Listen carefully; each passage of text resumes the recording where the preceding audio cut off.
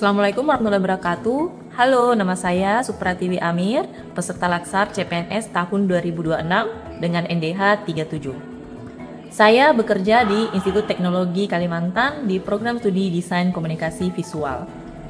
Pada kesempatan ini, saya ingin menyampaikan terkait rancangan aktualisasi saya sebagai sebuah penguatan ekosistem akademik khususnya di ruang lingkup Program Studi Desain Komunikasi Visual Institut Teknologi Kalimantan.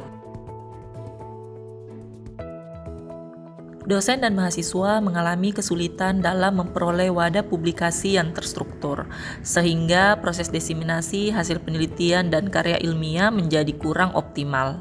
Tidak hanya itu, kondisi ini juga berdampak pada kurang bertumbuhnya budaya akademik berbasis riset secara berkelanjutan. Hal ini disebabkan karena belum terbentuknya ekosistem yang secara konsisten mendorong publikasi ilmiah. Dari perspektif kelembagaan, ketiadaan jurnal internal juga berdampak pada hilangnya peluang dalam meningkatkan nilai akreditasi program studi, di mana publikasi ilmiah menjadi salah satu indikator utama.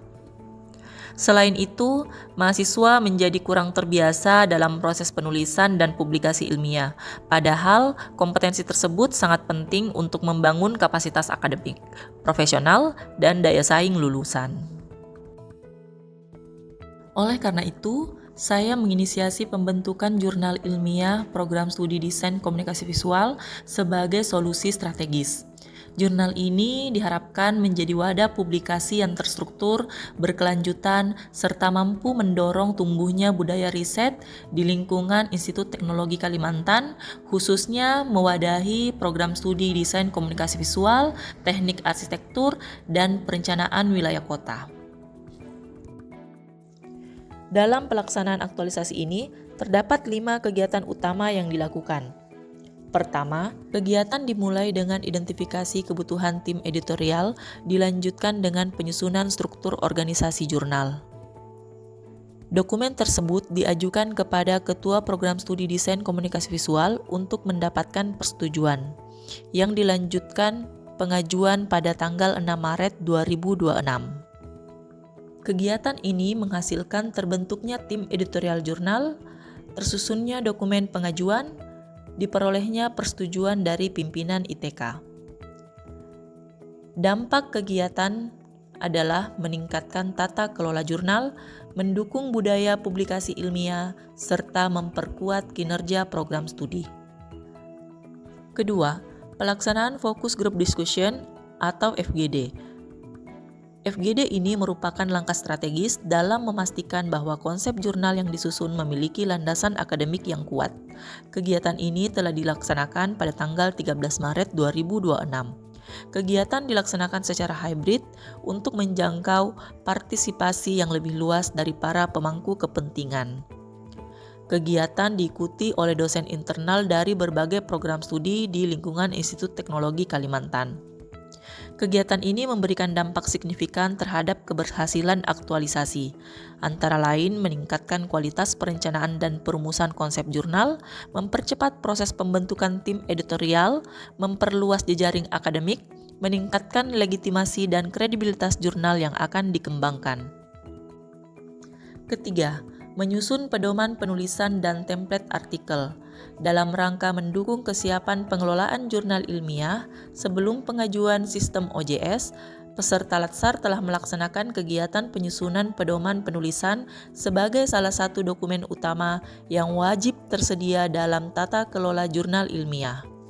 Penyusunan pedoman penulisan dilaksanakan secara sistematis melalui beberapa tahapan, di antaranya studi referensi, penyesuaian dengan kebutuhan dan skup jurnal, penyusunan struktur pedoman penulisan, penyusunan template artikel ilmiah, penyempurnaan dokumen, dan juga finalisasi dokumen.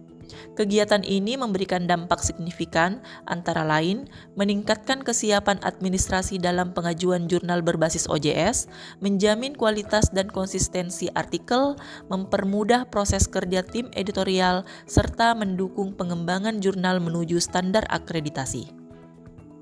Keempat, Workshop pengelolaan jurnal dan penulisan artikel ilmiah dalam rangka mendukung optimalisasi pelaksanaan aktualisasi, khususnya pada kegiatan pembentukan dan penguatan tim editorial jurnal, telah dilaksanakan kegiatan workshop pengelolaan jurnal dan penulisan artikel ilmiah 7 April 2026. Pelaksanaan kegiatan ini bertujuan untuk meningkatkan kapasitas dan kompetensi sumber daya manusia dalam pengelolaan jurnal ilmiah secara profesional, serta memperkuat kemampuan penulisan artikel ilmiah yang sesuai dengan kaidah akademik dan standar publikasi nasional maupun internasional.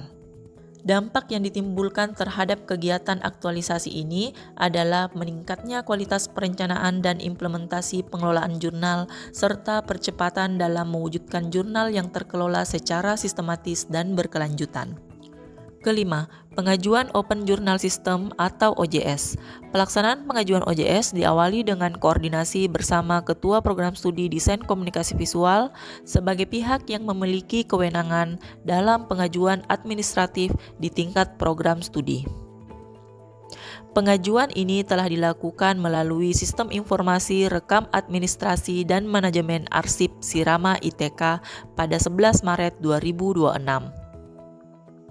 Kegiatan ini memberikan dampak terhadap peningkatan kesiapan institusi dalam pengelolaan jurnal berbasis OJS, mempercepat proses implementasi jurnal ilmiah di program studi desain komunikasi visual, mewujudkan tata kelola administrasi yang efektif dan terdokumentasi.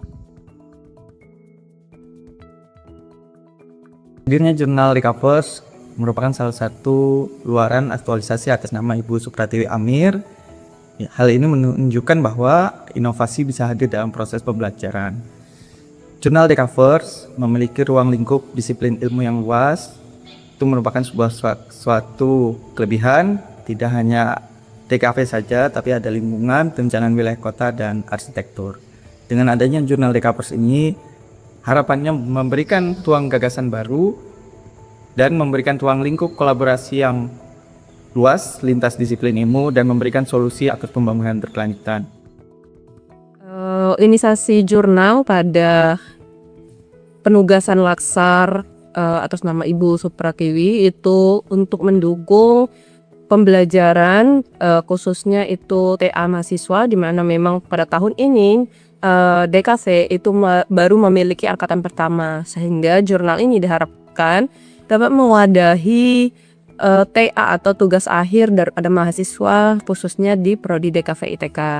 Kemudian untuk planning jangka panjangnya, tentu jurnal ini nantinya akan dapat dimanfaatkan untuk meningkatkan akreditasi di Prodi tersebut. Karena memang salah satu syarat untuk meningkatkan akreditasi itu Prodi memiliki jurnal sendiri gitu ya, khusus untuk Prodi tersebut. Sebagai mahasiswa desain komunikasi visual, saya merasakan manfaat yang sangat besar jika jurnal Dekavers ini dapat terrealisasi. Sebagai mahasiswa tingkat akhir juga, saya merasakan sangat diwadahi oleh Dekavers dikarenakan untuk syarat kelulusan, kami diwajibkan untuk melakukan publikasi. Melalui kegiatan aktualisasi ini diharapkan dapat terbentuk ekosistem akademik yang lebih kuat, mendorong budaya riset, serta meningkatkan kualitas publikasi ilmiah khususnya di program studi desain komunikasi visual. Harapannya, inisiatif ini tidak hanya terhenti sebagai sebuah program, tetapi mampu memberikan dampak nyata dan berkelanjutan bagi pengembangan akademik, kelembagaan, serta peningkatan daya saing lulusan.